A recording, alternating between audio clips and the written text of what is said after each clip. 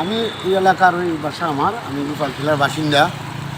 কালকে হয়তো একটু একটু বেশি পরে, কালকে খুব বেশি অত বড় ভাঙ্গা আসি না, কিন্তু আজকে প্রায় 1 ঘন্টা ধরিয়া এইভাবে পানি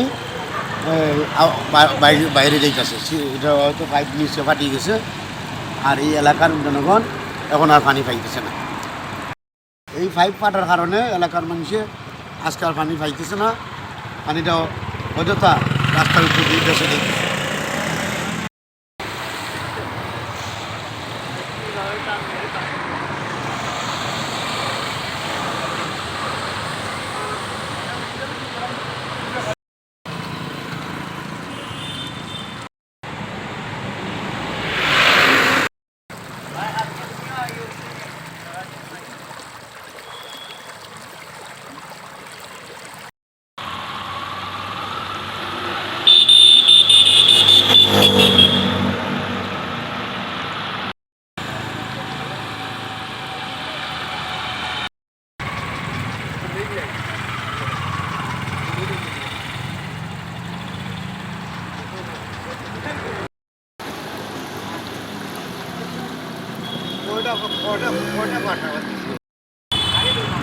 சரி.